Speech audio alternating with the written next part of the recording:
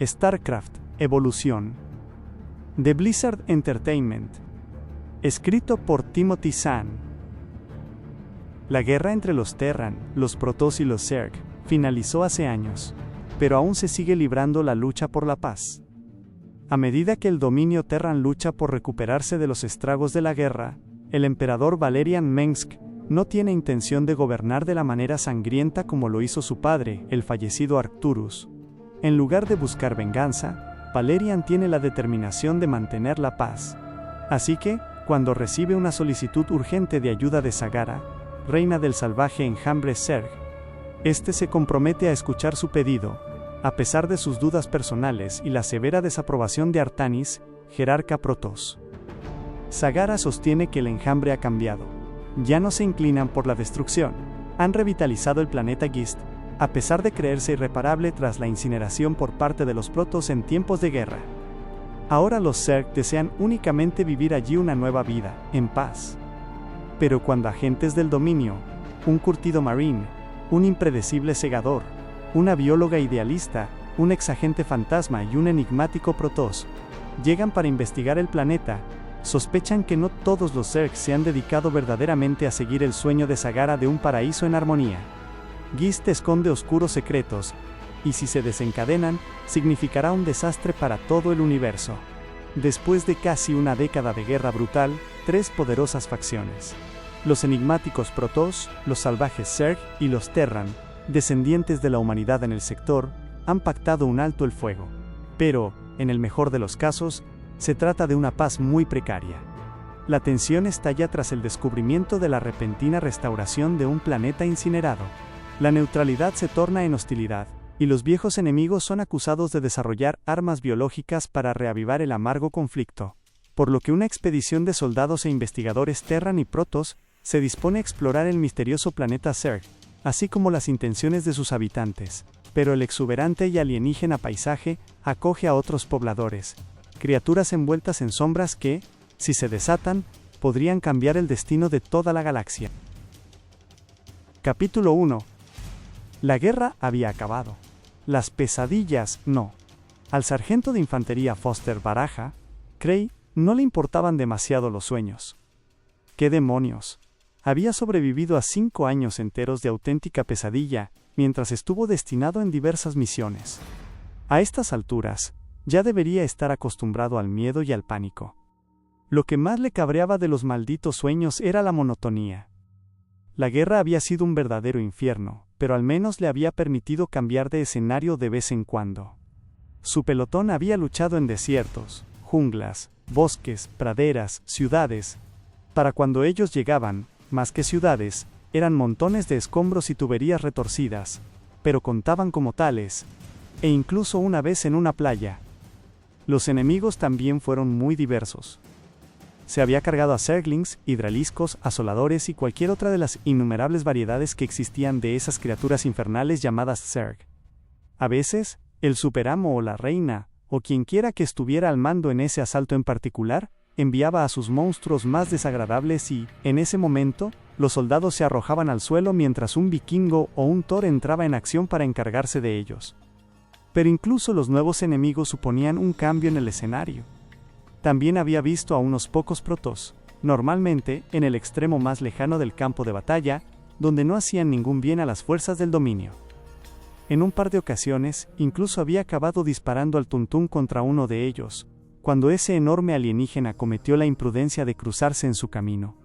Sin embargo, las pesadillas eran todas irritantemente iguales. Siempre había Zerglings e hidraliscos. Siempre estaban él y Jesse y Lena codo con codo haciendo frente al asalto.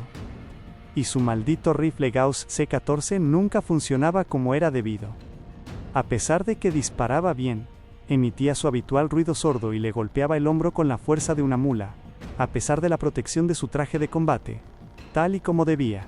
Pero en vez de lanzar puntas metálicas de 8 milímetros que volaban ardiendo a velocidades hipersónicas hacia los monstruos que cargaban contra ellos, simplemente salían despedidas y trazaban un pequeño y patético arco, antes de caer en picado al suelo a solo un par de metros delante de él. Disparaba una y otra vez, sin lograr absolutamente nada, salvo que un buen número de proyectiles cubrieran el suelo. Los Zerg seguían acercándose y justo cuando estaban abriendo las fauces para comérselos, se despertaba empapado en un sudor frío. Nunca sabía qué había sido de Jesse y Lena. A menudo se preguntaba si sobrevivían en el sueño. Probablemente no. No habían sobrevivido a la guerra, así que no había ninguna razón que justificara que sobrevivieran en el sueño. Después, solía quedarse tumbado a solas, en la oscuridad, escuchando los fuertes latidos de su corazón mientras aguardaba a quedarse dormido de nuevo. A veces, salía sigilosamente de su habitación, que se hallaba en los nuevos barracones de los soldados en Augustgrad, y se subía con un café al tejado para despejarse con el frío aire nocturno. No obstante, aquel era un día especial. Era el 6º aniversario del final de la guerra, o al menos de su participación en ella. Hoy las pesadillas y el recuerdo de los sacrificios de Jesse y Lena y todos los demás exigían algo más. Habitualmente, el tejado estaba desierto, porque la gente cuerda que no tenía que hacer guardia por la noche estaba en la cama a esas horas. Sin embargo, esa noche, había alguien allí arriba cuando Baraja llegó. Aquel hombre era bajito y delgado, y estaba un poco encorvado. Tenía apoyados los codos sobre ese bajo parapeto, y contemplaba los suburbios de la ciudad. Ya era hora, dijo en voz alta mientras Baraja acababa de subir las escaleras. Rápidamente, Baraja ocultó tras la pierna la botella que había cogido del club de suboficiales, ya que se suponía que no se podían consumir licores de alta graduación fuera del entorno controlado del club. ¿Disculpa?, replicó. El otro hombre se giró a medias, y gracias al reflejo proveniente de la iluminación de la ciudad en su espalda, Baraja discernió en él esa combinación tan habitual de juventud física y extrema madurez psicológica. Era un veterano de guerra, seguro. Lo siento, respondió el muchacho. Creí que era otra persona. Le indicó con una seña que se acercara. Vamos, únete a la fiesta. Veo que has traído algo de beber. Baraja frunció la nariz. De nada le había servido esconder la botella. Por un segundo, se planteó la posibilidad de darse la vuelta y largarse corriendo antes de que pudiera reconocerlo. Pero entonces decidió que le importaba un carajo. Tienes una idea un poco rara de dónde ir para conocer gente, comentó mientras avanzaba por los desiguales materiales del tejado. Estoy aquí por las vistas, no por el ambiente, afirmó el otro, a la vez que señalaba el borde del tejado que tenía detrás de él. Un colega mío y yo habíamos quedado para observar una sesión de entrenamiento nocturna. Pero no ha debido de oír la alarma del despertador y se habrá quedado dormido. Un ceñudo Baraja clavó la mirada en lo que aquel hombre tenía detrás. En la lejanía, por encima de uno de esos montones de escombros que habían sido en su día un suburbio, pudo divisar una decena de luces tenues que daban vueltas como si fueran unos infelices avispones. ¿Qué es eso? ¿Tú qué crees?, replicó el muchacho soltando un resoplido. Aparte de a los segadores, ¿a quién más sacan en plena noche a entrenar hoy en día? Creía que los segadores se dedicaban sobre todo a brincar por las colinas y despeñarse por los barrancos, contestó Baraja. ¿Cuándo empezaron a dar vueltas en círculo? Oh, solían hacer eso continuamente, respondió el muchacho. Cuando el programa segador se inició, les dieron unas mochilas de propulsión con gran capacidad de vuelo. Parece divertido. Seguro que lo era, afirmó el muchacho, pero el problema estribaba en que los nuevos reclutas tenían una gran tendencia a estrellarse. Tengo entendido que las mochilas también solían explotar, más a menudo de lo que a nadie le gustaría, reconoció el muchacho. De todas formas, después de que la guerra acabara y de que, de repente, tuvieran tiempo suficiente para entrenar como era debido, se pusieron a introducir mejoras gradualmente en el diseño del equipo antiguo. No obstante, dejaron algunas de las unidades estándar tal y como estaban, mientras que a otras les facilitaron las nuevas mochilas mejoradas y las enviaron de nuevo a cumplir su misión original. ¿Sin explosiones al azar? Sí, eso esperamos. Bueno, la verdad es que ir flotando por ahí en círculos los convierte en blancos más fáciles, comentó Baraja, quien escogió las palabras con sumo cuidado. El chico había hablado en primera persona del plural. Así que también era un segador, ¿no? Estupendo. Porque si los soldados eran lo mejor de lo mejor, los segadores eran lo peor de lo peor. Sin exagerar. O al menos solían serlo.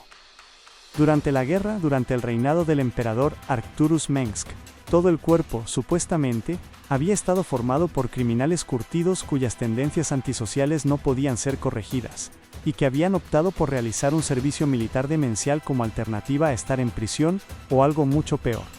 A los soldados tal vez les gustara el modo en que los segadores aparecían de la nada y caían en picado sobre el frente de ataque de los Zerg, pero nadie confiaba realmente en ellos. El nuevo emperador, Valerian, el hijo de Arcturus, estaba cambiando todo eso, o eso se suponía, pero Baraja se lo creería cuando viera hechos que lo corroboraran. Hablas como alguien que ha sido uno de esos blancos. El muchacho le tendió la mano. Teniente Dennis Hawkman, del 122 de Segadores. Sí, señor, dijo Baraja, quien se puso firme y le saludó. Así que era un segador y también oficial. Esto mejoraba por momentos. Si Hawkman había pertenecido al 122, casi seguro que había estado en la guerra. Posiblemente, varios años. Lo cual lo convertía en una anomalía, sin duda, ya que el periodo de servicio normal de un segador era de 6 meses. Sargento Foster Cray, del 934 de Infantería, continuó hablando Baraja con el fin de identificarse. Encantado de conocerte, sargento, replicó el muchacho, quien no hizo ningún ademán de bajar la mano o devolver el saludo. Debería haber mencionado que en realidad soy exteniente. Me han destinado a la reserva, y probablemente odiarás a los oficiales, así que dejémonos de tanto señor y tanto saludo, ¿vale? Llámame Dis. Sí, señor, contestó Baraja. No cabía duda de que no estaba acostumbrado a tratar con los oficiales de esta manera. Claro que Dis antes de ser un segador había sido un criminal. Tal vez esta forma tan campechana de dirigirse a la gente que acababa de conocer era una habilidad que había desarrollado para que ésta se sintiera cómoda con él. A lo mejor había sido un estafador. Y tú puedes llamarme Baraja, añadió. Al mismo tiempo que le estrechaba la mano a Dis, quien se la estrechó a su vez con fuerza, de esa manera que exuda confianza y seguridad, lo cual encajaba con la personalidad de un estafador, sin lugar a dudas. No obstante, también encajaría con muchos otros perfiles criminales, incluso con el de un asesino en serie. ¿Acaso aceptan en los segadores a los asesinos múltiples? Así, mucho mejor, dijo Dis con un tono de aprobación, a la vez que arrugaba el ceño. Era probable que se estuviera preguntando si Baraja estaba especulando sobre qué crímenes había cometido en el pasado. No obstante, Baraja no tenía ninguna intención de iniciar una conversación sobre ese tema. Desde luego, no en un tejado sin un solo testigo y mientras iba desarmado. Pero bueno, en el mismo momento en que Dis llevara la conversación por esos derroteros, Baraja se excusaría y se dirigiría de nuevo a su cuarto. El 934, has dicho, ¿no? Continuó hablando Dis. ¿No fue tu unidad la que enviaron a limpiar de Zerg el bosque de Northwoods en Nueva Sydney? Baraja parpadeó, a la vez que dejaba de enredarse en un círculo vicioso de especulaciones mentales. ¿El bosque de Northwoods? Sí, estuvimos ahí, le confirmó. Tú formaste parte de la unidad de segadores, ¿verdad? Oh, sí, éramos nosotros, contestó Dis, quien sonrió de improviso. Así que supongo que pudiste contemplar, en primera fila, cómo Bob rozó uno de los árboles, rebotó de costado, y estuvo a punto de llevarse por delante a uno de tus chicos, ¿no? Baraja resopló. Sí, en primera fila, maldita sea, respondió. Había muy pocas razones para sonreír en batalla, pero ese incidente había sido una de esas raras excepciones. Yo quizá estaba a 3 soldados a su izquierda, cuando a tu muchacho le dio por hacer su numerito acrobático. Por un segundo, creí que venía directamente hacia mí. Tal y como estaba volando, tal vez todo el mundo en esa unidad pensara lo mismo, afirmó Dis. Recuerdo que me dejó impresionado de narices que ninguno de los suyos se tirara al suelo o siquiera se inmutara. Confía en mí, estábamos acojonados por dentro, confesó Baraja. Pero lo cierto es que no había tiempo para hacer nada. Salvo insultarlo, apostilló Dis. Ese soldado al que casi se lleva por delante, ¿cómo decías que se llamaba? Molido. Eso es, creo que Molido estuvo insultándole durante 3 minutos sin repetirse ni una sola vez. No lo dudo, aseveró Baraja. Aunque, justo después de eso, yo estaba muy ocupado con un par de Zerglings como para prestar mucha atención. Pero si querías unas lecciones prácticas sobre la historia del lenguaje vulgar Terran, Molido era todo un maestro en la materia. Nunca he conocido a nadie con un vocabulario tan amplio. Bueno, nos dejó impresionados, sin duda, dijo Diz. No tanto por su léxico, sino por el hecho de que dejase a Bob mudo durante todo ese tiempo. Creo que logró colar un «Lo siento, colega». En cuanto Molido se cayó para tomar aire, señaló Baraja. Pero eso fue todo. Pues sí, fue un día interesante, afirmó Diz. Por eso y porque, además, ganamos. Baraja siseó entre dientes. El breve recuerdo jocoso de ese día se desvaneció para dar paso al resto, que eran espantosos. Sí, habían ganado, pero a un precio endiablado. Sí, replicó. ¿Pero qué fue de Bob? ¿Sobrevivió?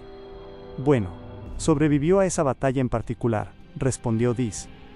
Como lo trasladaron justo después, nunca supe qué fue de él. ¿Qué me dices de Molido? Sobrevivió a 3 batallas más, contestó Baraja, apartando la mirada. Pero palmó en la 4ª. Oh, lo siento. Ya, dijo Baraja.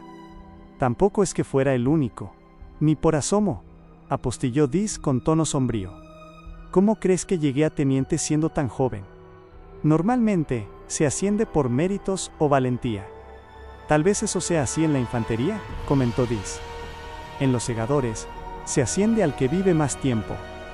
Es una especie de premio de consolación, pero al revés. Suspiró.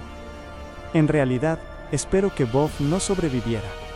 Ese tío había cometido 3 asesinatos. Tenía una deuda de narices que saldar con la sociedad. Ya, masculló Baraja, a quien se le tensaron los labios súbitamente. Durante un minuto se había olvidado de con quién estaba hablando. Supongo que ese tipo de pasado puede ser muy útil cuando se trata de disparar contra Zerg.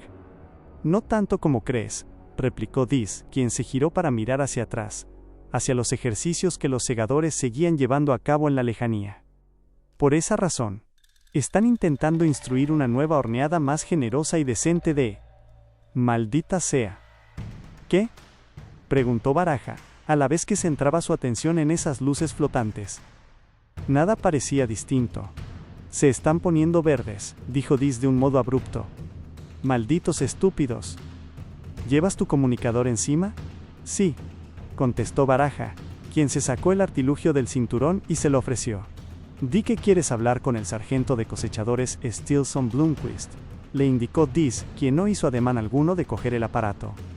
Cuando se ponga, dile que sus 2 flancos del sur se están poniendo verdes. Está bien, respondió Baraja, el cual entró en contacto con el nexo de comunicaciones de la base, mientras se preguntaba qué demonios era ponerse verde. El ordenador contestó y el soldado tecleó el nombre de Blomqvist. Pero, ¿no debería ser tú el que le dijera? Al habla el sargento Blomqvist, dijo alguien de manera brusca por el comunicado. ¿Quién demonios me llama?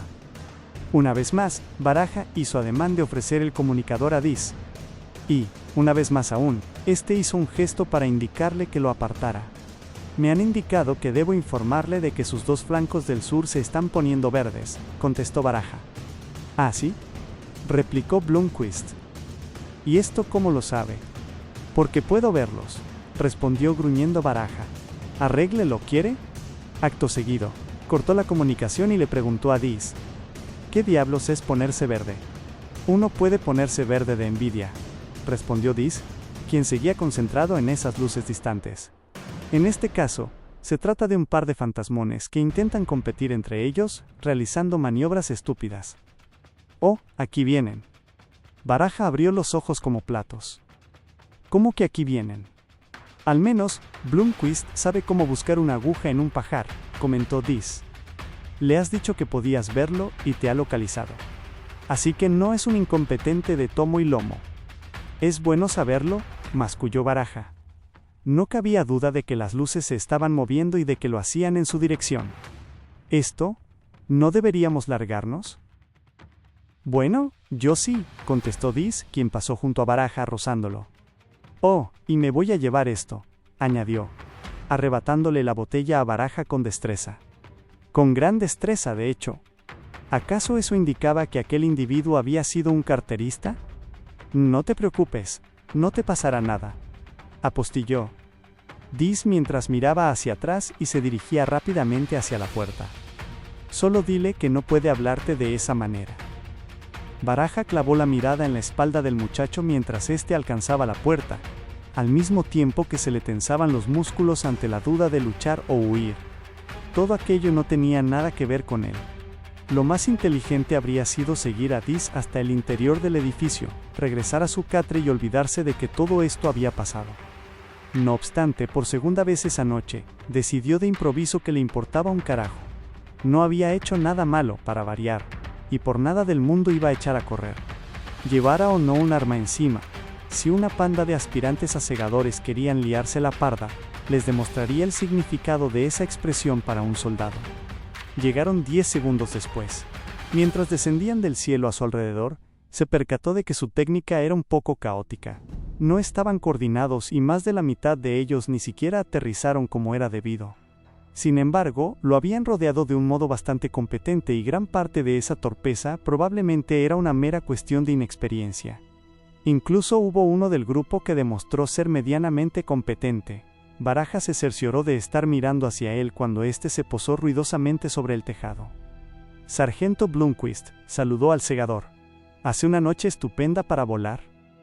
Cierre el pico, imbécil, le espetó Blomqvist, al tiempo que daba una larga zancada hacia adelante. Evidentemente, esperaba que Baraja retrocediera mientras se aproximaba. Pero no lo hizo, lo que obligó a Blomqvist a detenerse de un modo precipitado, torpe y, al menos para Baraja, bastante cómico. Lo cual no ayudó a serenar al sargento.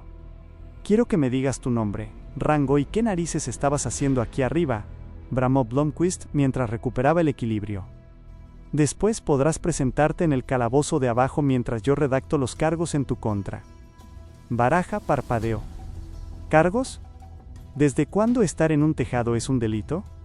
Desde que interfiere con unos ejercicios nocturnos, replicó Blomqvist. Además, ¿desde cuándo un cabeza de chorlito de infantería tiene idea de lo que hacen los segadores?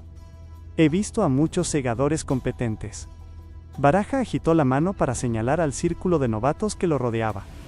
Pero estos no lo son. Ladeó la cabeza. Además, se estaban poniendo verdes. Blomqvist entornó los ojos. ¿Pero quién demonios eres tú para insultar a mi pelotón?, inquirió, a la vez que daba otro paso adelante.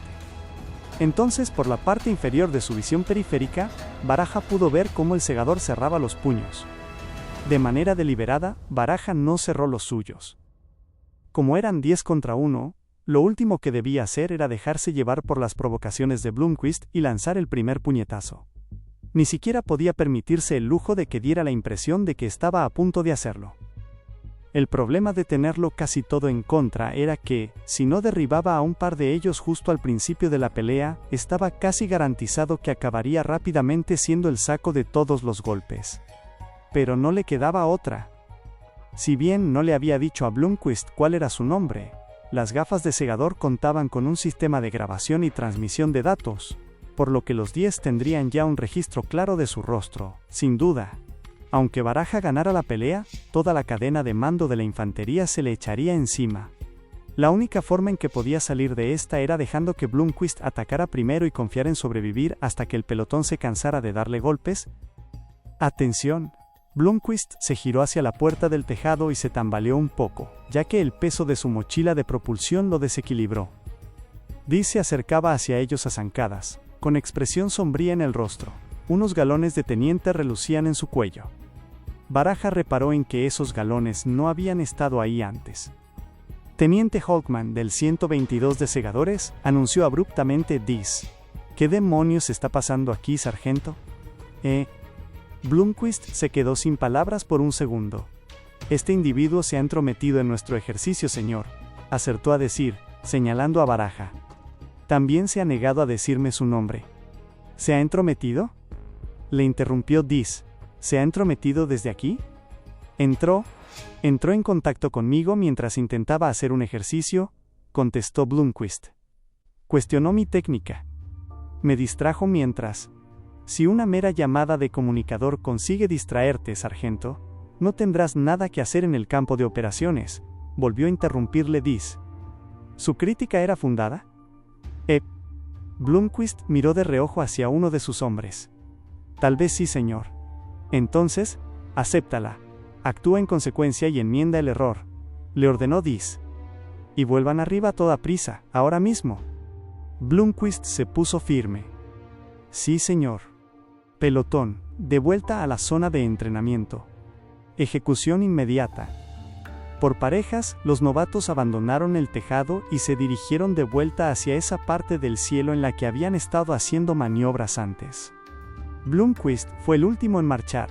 Mientras se elevaba, siguió manteniendo la posición de firme. Bueno, qué absurdo ha sido todo esto, comentó Baraja mientras observaban cómo los novatos se alejaban en la noche. No creas, dijo Dis con un tono grave, en cuanto se dio cuenta de que no tenía nada contra ti. La única salida que le quedaba para no parecer un idiota era incitarte a que lo atacaras. Sí, de eso me había dado cuenta, afirmó Baraja. Por cierto, gracias por volver. Oh, eso era lo que tenía previsto desde un principio, le aseguró Dis. Conozco bien a Blomqvist. Solo quería esperar a que metiera la pata hasta el fondo y se colocara él solito la soga al cuello. ¿Para hacerle quedar como un imbécil? Para hacerle quedar como un incompetente, aseveró Dis, con un cierto tono de amargura en la voz. He visto morir a demasiada gente buena, hombres y mujeres, por culpa de sargentos y tenientes que atacaron sin pensar u observar. Si tenemos suerte, para cuando la próxima guerra estalle, los idiotas como Blomqvist estarán destinados en una oficina para hacer de chupatintas. Si es que estalla alguna. ¿Estallará?, dijo Dis con voz cansina. Siempre lo hace. Hizo un gesto con la cabeza hacia atrás. He dejado la botella detrás de la puerta. Supongo que ibas a brindar por molido. Por él y por todos los demás, replicó Baraja. Con tantas emociones, prácticamente se había olvidado de la botella. Vayamos a por ella, dijo Dis, señalando hacia la puerta. Y luego nos dirigiremos al club de oficiales. Ahí hace más calor, y tienen unos sofás muy cómodos. Un lugar perfecto para pillarse una buena curda. Creía que todos los clubes estaban cerrados. ¿Tengo cara de que eso me importe? Pues no, la verdad, admitió Baraja. El hecho de que fuera un maestro a la hora de forzar cerraduras significaba que Dis había sido un atracador o un ladrón especializado en allanamientos. Si a ti no te importa, a mí tampoco.